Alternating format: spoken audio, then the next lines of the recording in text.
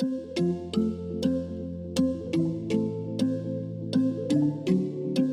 to Murder and Makeouts, where we review books, count cocks, and swoon over morally grey men. My name is Diana. And I'm Ree, and this is our virtual book club where you can read along with us and come back and listen to our chaotic opinions on the books we read.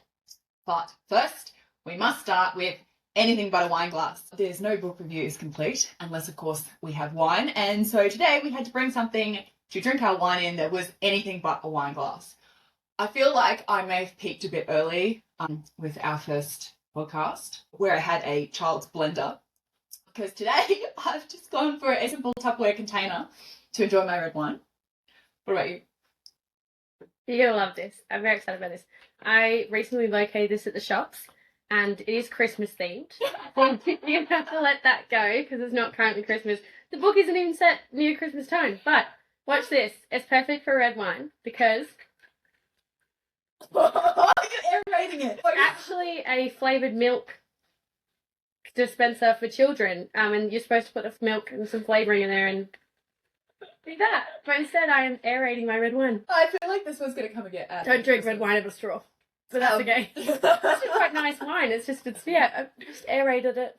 Oh, well, in honour of the book, I got a Shiraz from South Australia. This one is, believe it or not, actually from Aldi. And it's one of those ones that won a heap of blind tasting awards.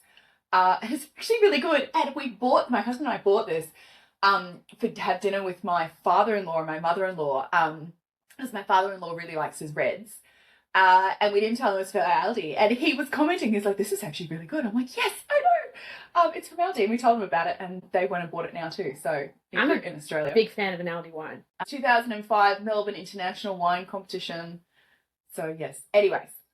Very in line with the book. There is a lot of Shiraz producing in this book in South Australia. Speaking of the book. Yes. The book was... What book was it, Diana? The book was Exiles by Jane Harper, which is book 3 in the Aaron Falk detective series. What did you rate it? I rated it 4 out of 5, and I thoroughly enjoyed this book. But I have a very, very much a huge soft spot for Jane Harper, and I will die on my hill that I don't think she can write a bad book. So I gave this one 4 out of 5 stars, and the reason I gave it 4 out of 5 stars is because I just think I was along on the story, I was trying to work out who did it, and I was a little bit surprised at the ending, but more surprised at myself because I think I tricked myself into thinking who it might be when it was there. It was in my face the whole time. But yeah, 4 out of 5 stars, just well paced. I love that she does multiple storylines at the same time. I loved it. No? You shake your head like you didn't enjoy it. I shake my head because you just gave all the reasons why it should be a 5-star book, and yet you still gave it 4. Well, I find 5-star has to be like, I could not put it down, like absolutely in one sitting. Whereas this, I was quite comfortable to sort of go away for a little bit, come back, think about it, come back again. I enjoyed it, but it wasn't like a can't put it down type of book. Oh, so disappointed. I'm disappointed. I think our rating styles are slightly different because I recently had a book that I could not put down. Binge read it on an Instagram buddy read. And I was actually really nervous at the beginning of the buddy read because they're like, you have to read this in 4 days. But I smashed it in 2. Could not put it down. And yet I ended up giving it a 4 because I was disappointed with the ending. Like, it wasn't worked out enough. So I think it just goes to show how ratings are very subjective. But I gave it a 5. I loved it. It's definitely my favourite Aaron Falk book. I loved the romance subplot. Like, I really like Adorable. Aaron Falk. I was picturing Eric Banner the whole time, and I just loved that he got a happy ever after. Well, I mean, it's suggesting he's going to get a happy ever after. And I liked that. It kind of kept you hanging for a little bit there as to whether or not it's going to work out. But yeah, I have to say, this is probably my favourite of the 3 books. Yeah, I don't agree with that. Yeah, I reckon you're going to pick The Force. You love The Force. But I think a lot of people would pick The Dry as their favourite book. But we've talked about The Dry before. And I don't want to do a spoiler for it, but for those people that have read it, I found the person who was the killer in that to sit very uncomfortably with me as a person of my stage in my life. I found that really uncomfortable, whereas we talked about it and you didn't have that same reaction. No, but I think without talking about the spoilers in this book as well, there's a similar sort of element of that. So yeah, you know, True, but we'll talk about how that's different in the spoiler section. Sure. But anyway, so yeah, this was my favourite. I just really enjoyed the plot. I liked the fact that there were two mysteries, and sort of a historical one and a current one, which is Jane Harper's vibe. She does that a lot, very much like Harlan Coben. He does that as well.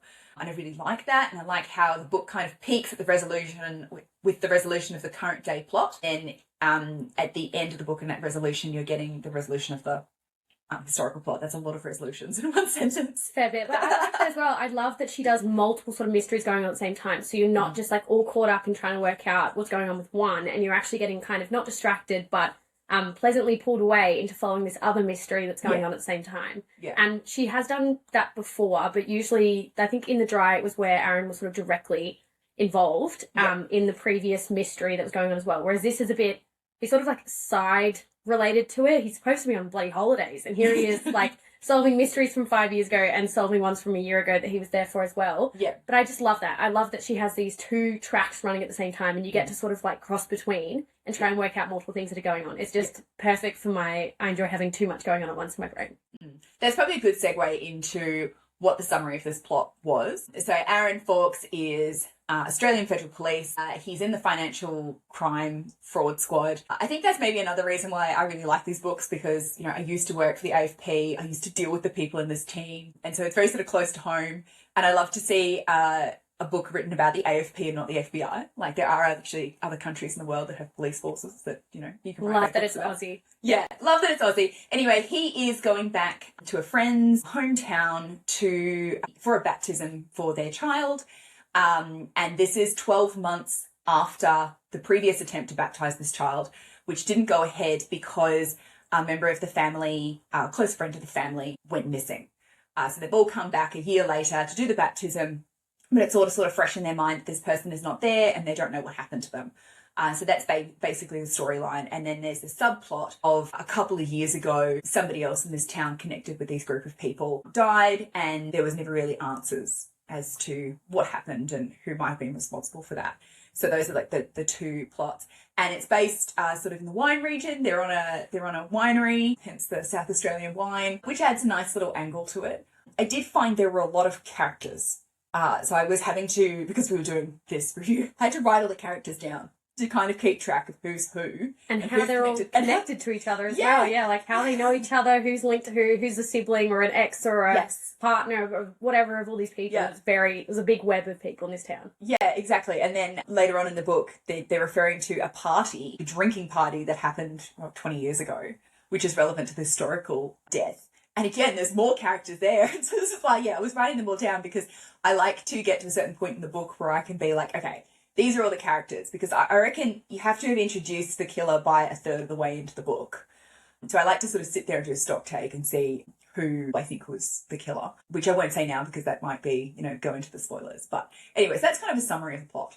So Ree, who would you recommend this book to? Literally anyone. I loved it. I would recommend it to anyone that likes a good mystery, anyone that likes a good suspense thriller, anyone who even if you take out the death element, there's a lot less of a gory, murdery type of flow to this book, and it's more about all the connections between the people. Yeah. So I think anyone who likes those sort of complicated family dynamics, stories that sort of follow that trajectory, I'd recommend it to them too. But yeah, your classic murder mystery thriller, all of those type of tropes that people like to read, anyone who likes that is going to love this book. Yeah, because you're right, because it's a detective book in the sense that he is a policeman. However, he's not stepping through a crime scene in that sense. So it's not that kind of detective book. It's very much sort of like an amateur sleuth who happens to be a police officer. The man's supposed to be on holidays, Dan. Yeah. This is his break. And at one point he talks about how he's gone through his calendar and he hasn't had a weekend off in the entire year. So he's supposed to be on holidays, and here he is solving a mystery from 5 years ago and a mystery from a year ago. Just classic. He's just such a good detective. He can't help it. He is. He can't help himself try and nut out a murder. So yeah, I thought... I think that this book, we didn't talk about the tropes, but I think the tropes of this book would definitely obviously be crime.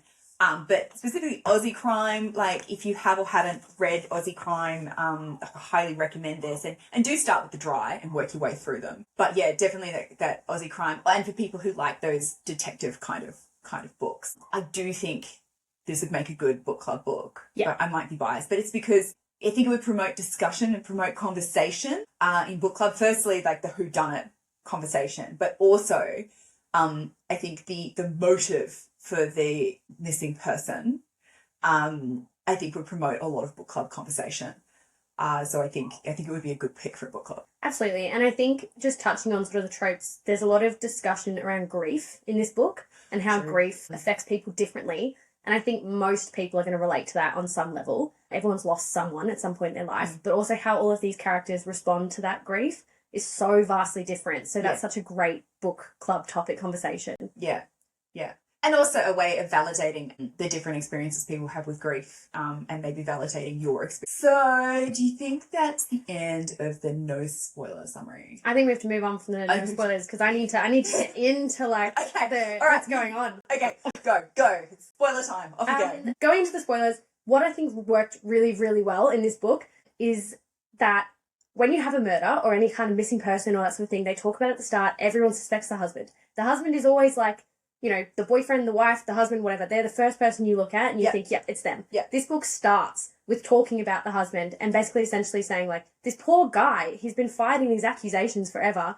It's never the husband, you know. Yeah. Well, it's always the husband, but in this case, it's not him. Why would you think it was him? And then it's just the biggest intentional red herring. It tries to draw you away and think of everyone else that could possibly be involved. Yeah. When in the whole time it was the husband. So it plays on that so well, and I loved that. It works so well in this book. Yeah, that was so good because I didn't pick it was him. Yeah. Until I was starting to get a little suspicious, but I didn't pick it was him until you got to Kim's point of view.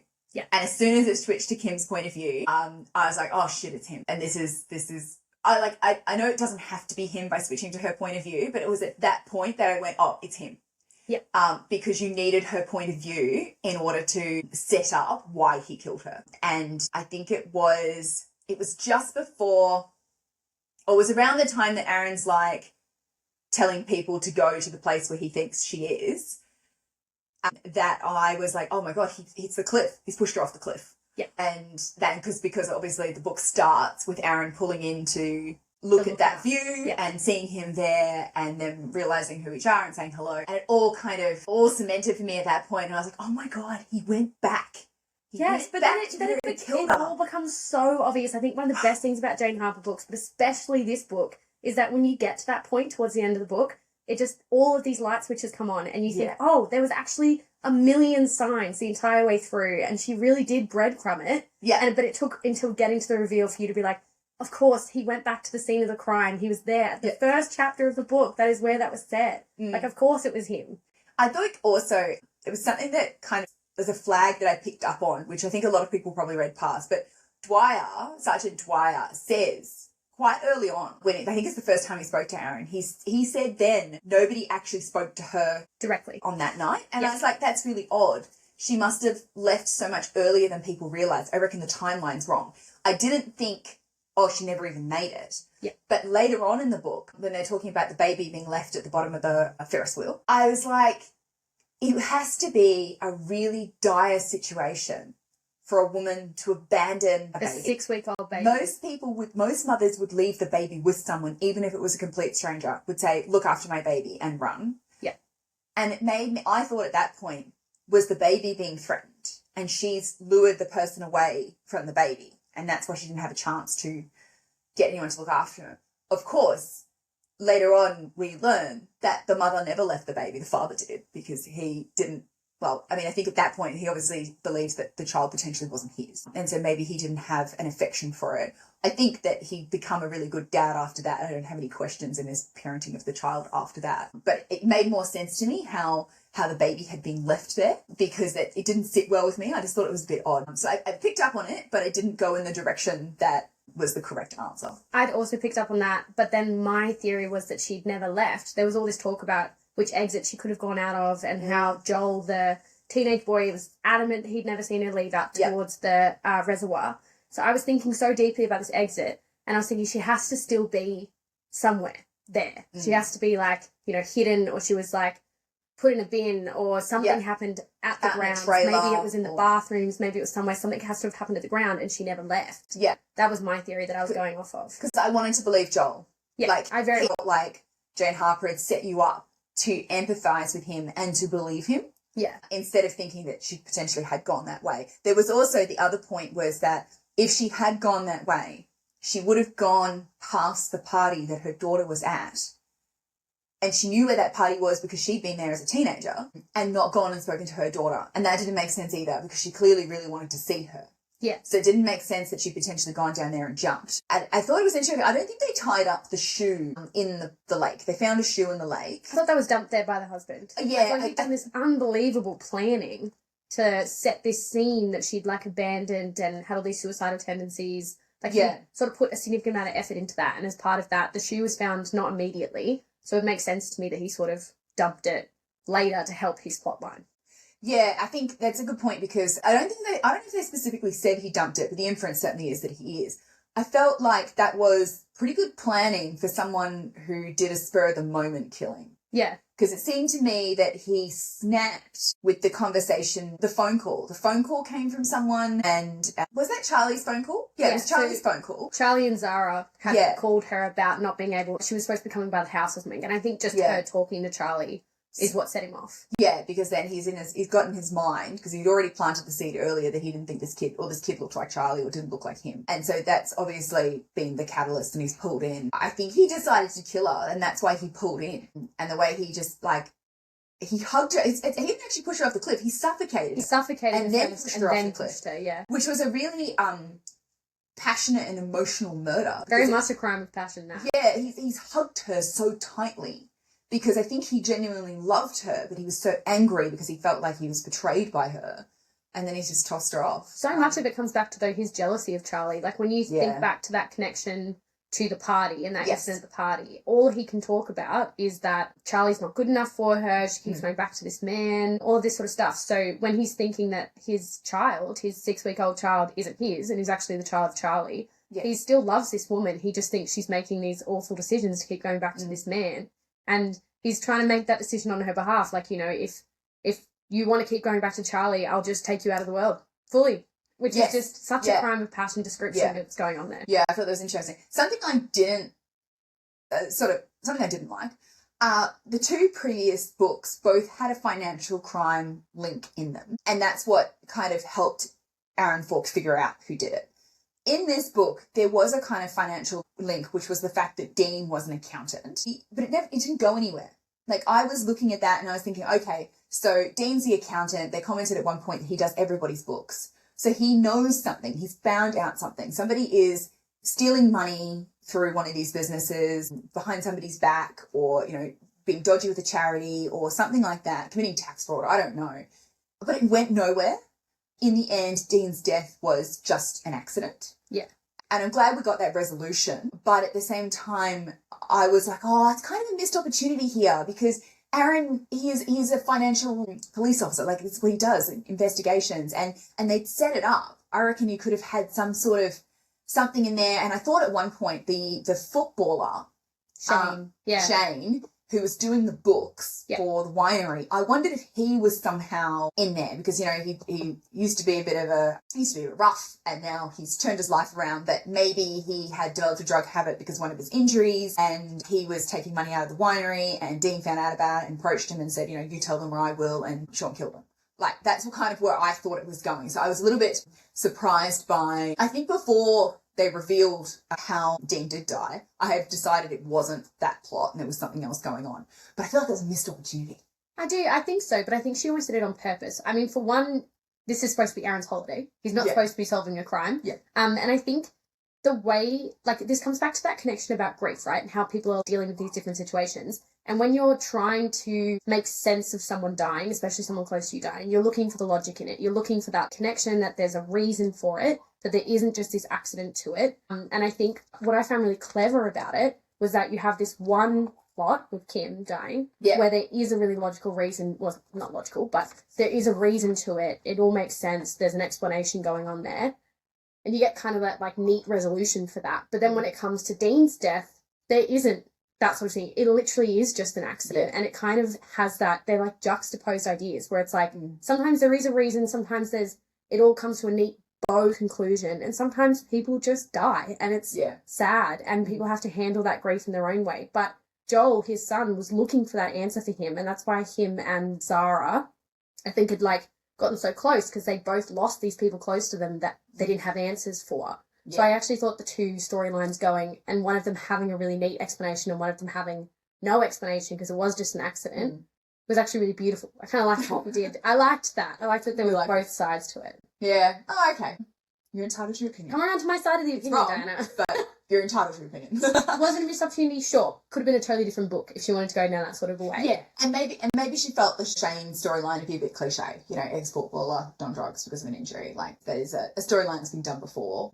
But yeah, I thought, I really liked Joel. Jumping ahead, he would be my second favourite character. Okay. I just thought he was a real sweetie. And I liked the way he was inclusive of Aaron and wasn't threatened by him. Yeah.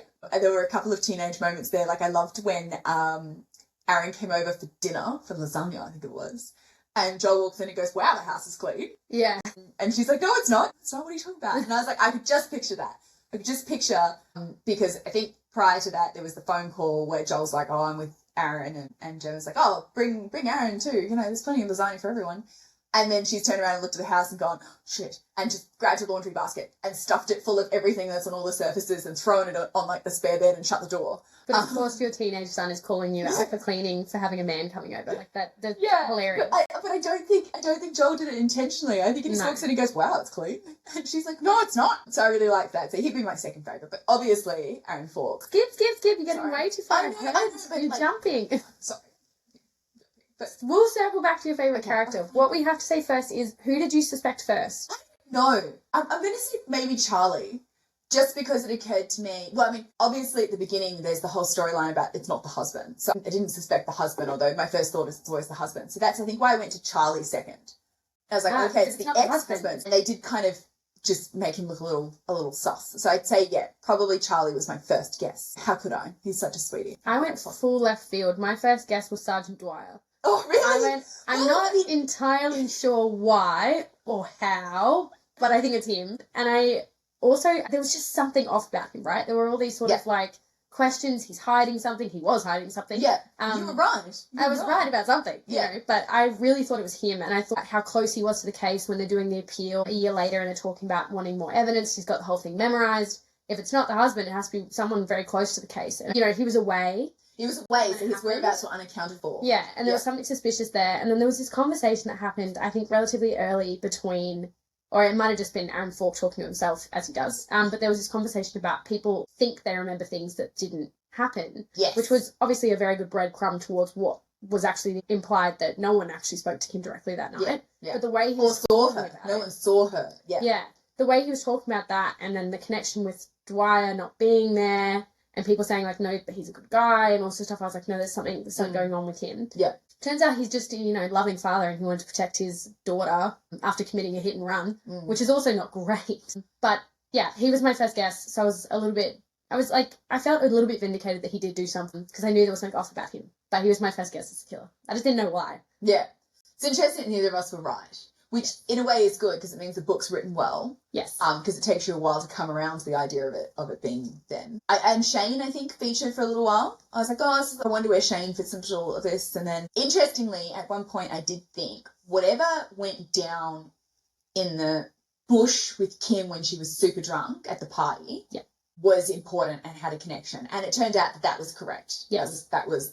I don't remember anyone talking about the husband being at that party, but I assume they did. I just don't remember that right now. There was no direct correlation. I just thought that was really clever because he was looking through the photos from the party. Yes, and it was so obvious that, like, oh, well, all of these people were friends, so of course they were there. We're trying to connect them with a cousin or some random friend that was there on that night, not one of the very close-knit circle. So it sort of skipped over that in one of the photos, they were all there in one of the photos. So it skips over that lightly. And you start thinking maybe it's Naomi, she's being deceptive about what had happened that night, she's not giving the full story, something's going on there. But it turns out that people just don't want to talk about stuff that happens to them that long ago or how they dealt with the situation when they could have dealt with it better, especially when something tragic has happened and they think that there's some sort of a connection there. So despite the romance subplot in this, there wasn't very much sex at all. There was no Which sex. is disappointing. There was... There was a implied suggestion. There was a suggestion of sex when Aaron stayed over Gemma's house. The inference was that they were sleeping together. But yes, for a subplot romance, there wasn't much, which was kind of disappointing, but I still really enjoyed the book. And I still liked the fact that Aaron sort of got his happy ending. It was a beautiful happy ending for Aaron. Yeah. And for someone that's been through so much in the last couple of books, you just want him to be happy. Yeah, I did. I really wanted him to be happy and see that he needed to step away from his job because they made out that this job was all consuming and he needed to step away from it. I think in the end he took a 12-month leave of absence instead of resigning to go back and be with Gemma. And so I think it'll be interesting to see if there's a book 4 for Aaron. Yes. I'm not sure if this is the end of his time or if he's going to get invited away for a wedding or something and there's going to be something else going on. Can't catch a break. Because he doesn't actually need to be in the AFP for his storyline to continue because he's still got the skill set. He can be ex-AFP and still continue. So I hope to see more of him and I hope that him and Gemma have a happy ending. Yeah, I'd like to see some, as long as there's no tragedies happening to poor Aaron that he has to then as well. That would make it a horrible sort of story for me. Yeah. Very sad for Aaron. He's had a rough life. I do want him to have. Anyway, so due to the only suggestion with sex, it gets a 1 chili, which we were disagreeing about because you felt I think no chilies. Other than that, there was like 2 kisses. And I mean, there was a description of a hand touch at one point. Like, this is about as soft as you can get on Spice, which I don't have an issue with. I loved the thriller plot line. Like, I thought that was all great. I just think if you're going to give it any sort of spice, there has to be something. And all of it was implied or very, very soft. So, right. So, maybe half a spice. So if you're reading this book for the sex, don't. But if you're reading it for the murder mystery plot and enjoy the slight romance subplot, then yeah, I think it's. If you like a romantic, soft, kind of cute love storyline, sure. If you like any sort of sex, full stop, don't read this for that. It doesn't have that. There are other books that will fill your needs. This isn't that one. Yeah, so true. Now, Danny, you can have your moment in the sun. Talk to me about your favourite character. Aaron. I love him. I think you're just thinking of Eric Bana. I am absolutely thinking of Eric Bana in his Troy era. And I really hope they make Exiles into a movie because, of course, The Dry and The Force are both movies. I love an Aussie movie. I love seeing those Aussie actors in an Aussie movie in the Aussie environment. And so I really enjoyed The Dry and The Force and I would love to see Exiles become a movie.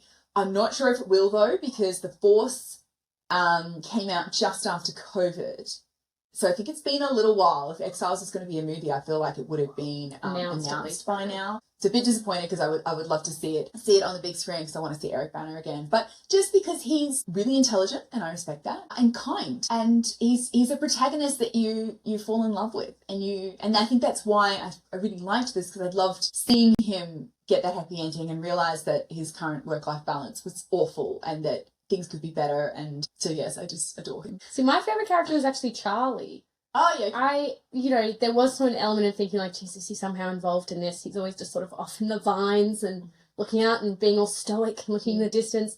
But I actually just think he was just trying his best. Yeah. He was in a horrible situation and he'd been in an off again, on again, long, over 20 plus years relationship with someone where it just wasn't working out because the two of them were just, square peg in a round hole. They weren't working out. But you can tell he still has all of that love for his ex-partner and she goes missing and he has to sort of be there for his 17-year-old daughter who's trying to cope with all of this. And he's also trying to cope with his grief in the situation. Yeah. And just still be dependable, still deliver his wine, still go to the festival, still do his best. He was a good dad and he was just there and he was trying to do the best he could. And I really enjoyed that. Like, I really loved how he was trying to be there for Rowan as well. I think there was a scene where they were pulling up to the festival. They described him pulling up to the festival on the day Kim's missing, and they saw Rowan sort of struggling with the pram to get the pram out of the car. And I feel like in that sort of a situation, this is your ex who you were deeply in love with, this is their new partner, they have this new baby together. He could just keep driving, and Zara's not even listening. She's in the back seat on her phone, but he still tries to slow down to say hello, to get Zara to engage, to get her to keep talking to her new sort of family structure. And I just think that was beautiful. He was doing his best, He was sweet. I will give you that. He can be my third favourite character because Joel's coming in number 2. I think most of them were good. I actually don't think there was a particular character that I really didn't like. I thought they were all quite Which made enjoyable in their own way. it made it harder to suspect someone. Yes, because you're like, none of them could possibly, surely. It had to and be because an accident. You'd been set up to empathise with Rowan. Yes. So yeah, I really liked how they were all kind of trying to slowly nudge Aaron towards Gemma. Yeah. But subtly, not in like an awkward way. They were doing it in the way you would want it to be, right? A So I small really liked country town Yeah. living, you know, everyone Yeah. was like, but I also think coming off of the Hunting Wives, everyone in this story was just beautiful. Yeah. They weren't doing anything awful to each other. They were all just Yeah. like friends and trying to be Yeah. there and trying to help each other through life. And that's really nice to Yeah. read after reading a book where everyone is awful. Yeah, that's very true. So Charlie's your favourite character. Yes. Who's your favourite scene? My favourite scene has to be, I think it's chapter 36, which is like the Very reveal. specific. It's the reveal. Oh, the reveal. So Yeah. it's Rowan's perspective. So it's the description of the party from 20 years previous. It shows that he was the one that was sort of following her when she was drunk and was interrupted by Naomi. It's the pulling into the car park, him non-stop thinking that that baby's not his, justifying it to himself. I do like the killer POV. Yes. Yeah. I love a killer POV. Plus, it just, you know, you're so far into the book at this point and you've had all of these theories going on, all these breadcrumbing. I love when it's just like, and it all comes together. It's Yes. one chapter and it explains everything and it links everything up. So that was just, technically it's not a scene, it's like an entire chapter, but that explained it all to me, where he's, you know, holding her, suffocating her, just loving her to death, essentially. It explains all of his jealousy of Charlie, like it just, all of it comes out in that chapter. So I loved it for that. I think it was also interesting to see the domestic violence from his point of view. Yes. Like the way he was feeling. And justifying. And justifying, what he was doing. My favourite scene was when Aaron and Gemma kind of got together. For a woman who likes hardcore spice and would probably give me an unbelievable amount of shit for being a prude and liking my soft romance plot, you're hilarious. You come in right now, a perfect romance plot for me, and you're going to try and overtake it by saying, isn't it just so cute when they like hold hands and they love each other? I think it's because like where I was in my cycle when I read this. When I'm ovulating, I need that hardcore spice. But here I'm very happy for the sweet thing. But also because this is book 3 of Aaron and we've been on his journey. And so I was so happy for him when something was happened and I became really emotionally invested in them working out. And I think that Gemma was so mature, the way she was saying, look, and the way she didn't go home with him when they were back in Melbourne, being like, look, where is this going to go? Like, you live here, I live there. It's not going to go anywhere. And, you know, you don't have a free weekend. And then he goes back and looks at his calendar. And he's like, I don't have a free weekend. And that's kind of a good reality check for him. And so I was just really happy for his resolution for him. And so I did get a little bit emotionally invested in him. Second to that, I actually really enjoyed the scene with Sergeant Dwyer at the very end. Yeah. And I liked how Dwyer was able to take responsibility for it, even though it was well overdue. When push came to shove, he took responsibility for it, and Aaron came back and didn't tell anyone. He kept it to himself and just waited for the news to come out. When it came out, he didn't have to go home and big note himself, being like, I figured out the other one too. But he was able to get Gemma and Joel their resolution that they needed, which meant that kind of in a way cleared the way for their relationship as well, because they could put to bed what happened to Dean. It's full closure. It's that closure.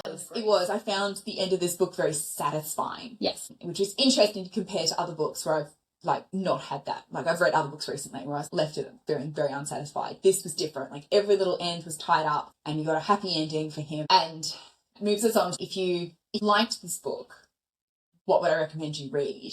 And I would recommend that you read book. But the third book that Jane Harper wrote is not an Aaron Falk book, called The Lost Man. Yes. Yeah. And that was my favourite Jane Harper book until this one. It also has a romance subplot. As I said, none of the characters it's completely separate to Aaron Falk. It also has a romance subplot, which is really satisfying. But also in that book, the killer was just like the motive and the who and the everything I felt was really hit home for me. It was so original and well thought out and had some really good themes. And so I think if you enjoy Exiles, you'd really enjoy that book. And I'd recommend going back and reading The Lost Man if you haven't already. I think I would say sort of similar sort of thing. If this is your first Jane Harper that you're reading, any of Jane Harper's books, you're going to enjoy them. Just, she does such satisfying storylines that you get from start to finish. Everything's always explained. It always makes sense. Even if you didn't pick it, there's just such a nice plot progression as well. They're all paced incredibly well. So if you liked this Jane Harper book for just the way that it was written, you're going to like any of Jane Harper's books. I think if you enjoyed all the characters and how they interacted with each other, I would actually recommend a book called Home Fires by Fiona, I'm going to say Lowe. It's Lowe is the surname, but I think it's Lowe. She is another Australian writer, and she has a little bit more of that element that's less about murder, but more still has that thriller guess plot line going, but it's a lot more tied to these incredibly Australian outback characters and how all of their lives interact. So you get that small town. There's like I don't want to explain the entire plot of it because it kind of gives it away, but there's a collection of people and there's some secrets that get revealed about them as the book goes on, and how they're all sort of connected to this one event from this one night. I haven't read it. In fact, I don't think I've heard of her. So I might have to add that to my to-be-read list. It's very, very good. I would recommend it. It's called Home Fires. Home Fires. The other author, Chris Hammer, his books, Aussie-based, like small town Australia, whodunit. Is it, I'm trying to think of Scrublands in particular, is it a journalist? I don't think the main character is a detective. I'm pretty sure Scrublands is, I feel he has a similar sort of central detective across multiple books. Oh, okay. Or a central detective duo, similar sort of piece. There's definitely a detective involved. I feel like there was a journalist involved. I haven't read Scrublands for a while. Yeah, I know. I want to reread it because I want to read the rest of the series. But I was thinking Chris Hammer, Leanne Moriarty, Big Little Lies. Yeah, it's another of that small town Australia. There's no detective lead. That obviously it's all kind of just the story of these people. But that's very similar because Exiles was like that. It was the story of these people and how it planned out. He just happened to be a detective. Yeah. Little Left Field, Jack Heath, another Aussie author. He's a Canberra author and I really like him. I really like his Head Case series, which is about a cannibal. Which I mean, a bit different. A little left field, but you really empathise with this person. Like Dexter. Yeah, he's like Dexter. You really empathise with him. It's actually based in America, not Australia, because you need the death penalty for the storyline to work. So he's operating in the death penalty. I won't say that because I don't think it's a spoiler because you find it really early in the book. But yeah, it's about like who he's eating. Anyway, so that's also like another Aussie author, but Jack Heath's got a lot of Australian. He's got the Kill Your Husband, Kill Your Boss series. And I think Kill Your Husband is very similar to this. Australia-based group of people that go away for the weekend and stuff happens. And then, of course, Dervla McTiernan is an Irish author living in Australia who writes about, so she's Aussie now, I will just claim her as our own. Yeah. She writes about an Irish detective, but that's more of that investigation crime scene, so it can be a little bit gory. But her recent book, 3 Reasons to Kill, or something like that, is #1 in Australia and has been for a number of weeks and is on my to-be-read list. I'll have to add that one to my list. Yeah, #1, and it's doing incredibly well. And then, of course, the last one I wanted to mention was Jason Summers' Nick Vader series, which is on my to-be-read list as well. He's got, again, that Aussie kind of, that small-town Aussie detective thing. So there's a whole series, if you liked this book, we've just loaded up your to-be-read list because I know Jason Summers, when I looked at him, I bought his first book, but I haven't read them. I think there's like 9 books in that series already. Gosh. I know. So there you go. Now you've loaded up. But load up your next holiday. Yeah, if you don't have an Anakin to-be-read list, are you even like a reader? Exactly. You have to have more books on there than you can plausibly ever read in your life. Exactly. That's how to-be-read lists go. Yes. So, summary, Diana. Rating, would you recommend it? And would it make a good book club choice? And you sort of touched on this briefly before. Yeah. If you were going to give 30-second snippet, what do you reckon? I would say this book is absolutely 5 stars for me. I loved the mystery, loved the romance subplot. I would absolutely recommend it to everyone. This is going to be in my top books that I recommend to people who like crime, especially when I'm trying to get people onto Australian crime fiction. And I think it would make a really good book club choice because I think the domestic violence themes and the conversation about why he killed her and how he killed her would evoke a lot of conversation in a book club. I think also there'd be a lot of conversation about the hit and run and what a parent would do for a child. Yes. And I think that would promote a lot of conversation. And then there was a third part of it that I thought that would promote conversation, which is, it's escaped me. It'll come back to me, I'm sure. Yeah. But yeah, generally I would absolutely recommend this book to people. I loved it. I love Jane Harper. I haven't read any of her books and not loved them. Exactly. Jane Harper's just such a superior author. Like I said before at the start, she just can't miss. I don't think I've read a bad book of hers. So I gave it 4 stars out of 5. And it's not 5 stars for me because I have about like 2 5-star books my entire life. And I'm just very, very picky about what I end up giving a 5-star book. But this is honestly incredible. One of my favourites. Not my exact favourite of hers. As you know, I will die on my Force of Nature hill. But very incredible. I'd recommend it to anyone who likes crime, anyone who likes mystery. It's incredibly well paced, so easy to read. Give it to your friends for Christmas, birthdays. It needs to be shared around more. So, absolutely. And you don't have to have read book 1 and 2 for this one to make sense. No, it stands alone. Yeah, there's no spoiler or anything. You don't need that progression. If anything, you can go back and read 1 and 2 after this. I think it'd be a great book club pick. Yeah, completely agree. Okay, so that's kind of wrapped us up for Exiles. Jane Harper, reach out. We are your number 1 fan. Send us an early copy of your next book. Yes. We'll review that as well. Yeah, we absolutely will. I will. We should tag her in this. Yeah, no, I'd love to read her. Her next book is The Last One Out. Yes. I haven't read that yet, but it's actually going to be my book club pick for my book club. So we're going to read that. Your book club with your other friends. Yeah, that's awkward. Yeah, I've actually picked that one, and I've heard mixed reviews. I'm not sure if it's an Aaron Falk one. I'm not sure either. Yeah, actually. I'm not sure. I have a feeling it's a standalone, but I love everything she does, so I should just rate it 5-star right now. Which leads on to our next book. Yes.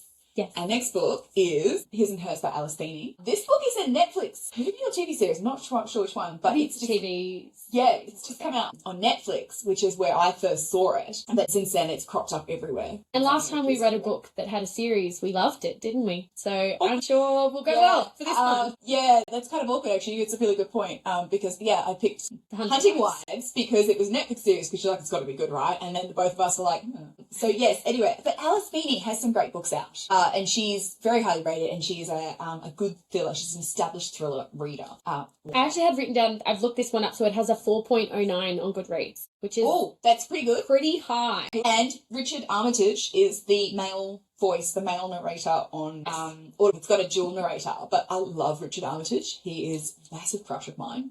We'll put him behind Eric Banner, but only marginally. You might listen to it at a normal pace this time. No, 2.5 every time. I can't do anything under 2.5. This is how I do my books in 3.5 hours. I do like the audiobooks when they're his and her perspectives. And the other thing is, I will confess, confession, I downloaded the audiobook when we were trying to decide whether or not this would be a good pick, and I listened to the first chapter. What is interesting is that there is a killer POV, which I love. Yeah. And it is a muffled voice. And I thought, ooh. They can't reveal who it is.